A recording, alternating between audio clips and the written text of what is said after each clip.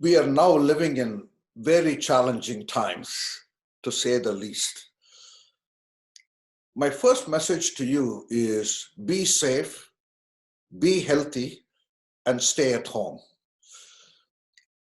But this is also an opportunity for us to reflect on what can we learn from this COVID experience that can make our own life better post-COVID, make the world a better place.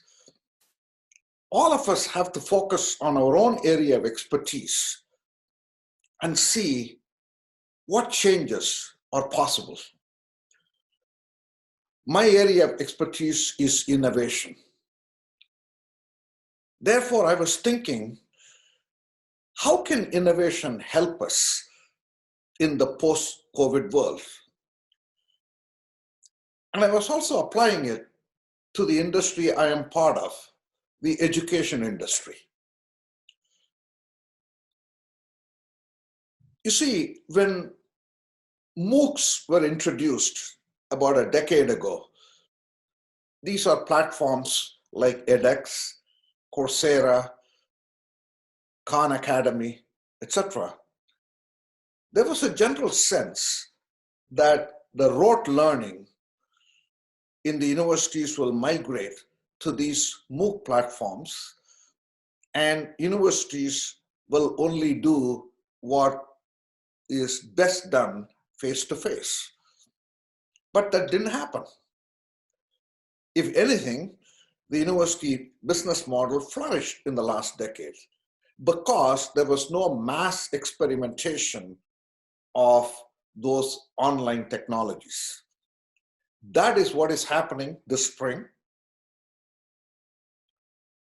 At Tuck School, where I teach, and across all business schools, now in the spring quarter, every course is migrated to the online platform. In fact, if 6 months ago, if our dean had told the Tuck faculty that we should all teach our courses on Zoom, there would have been a revolt, to put it mildly. But in 8 days, our faculty migrated to the online platform. There is a mass experimentation now going on in remote learning and remote teaching. Can we use that to make some long-term changes?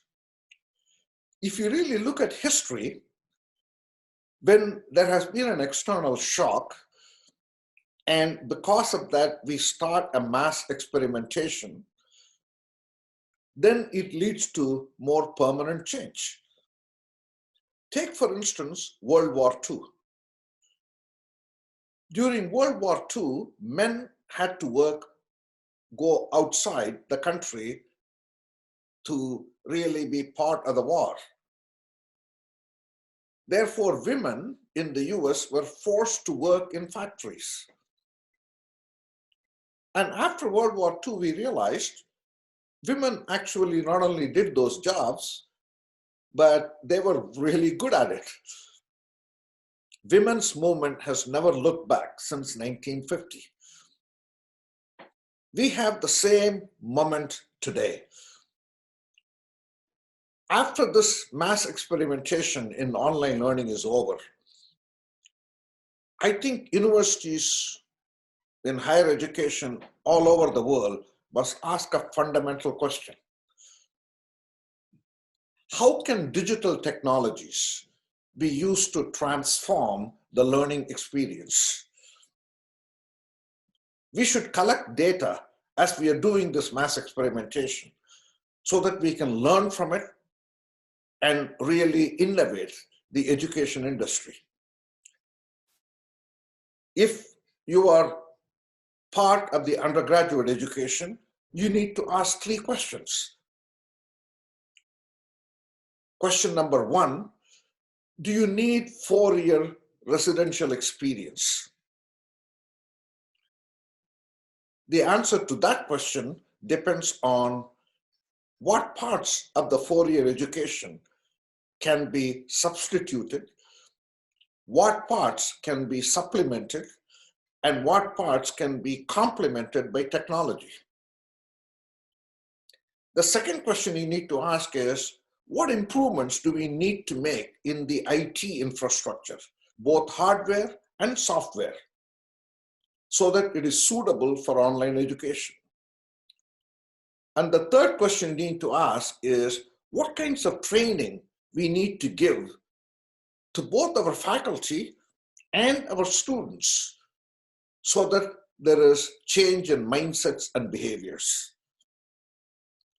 After all, most faculty have not taught in the online platform. Similarly, students, when you use online platforms, the computer becomes the mode by which instruction is delivered. But computer is also the mode of distraction, because emails pop up, you can serve on the web, etc. So there are plenty of issues there as well. My point is simply this. Post-COVID, we need to ask ourselves, how can digital technologies be deployed to transform the learning experience in undergraduate education so that we can bring down the costs and actually offer even a higher quality education, thereby making education accessible to everybody? We need to ask the same question in professional schools.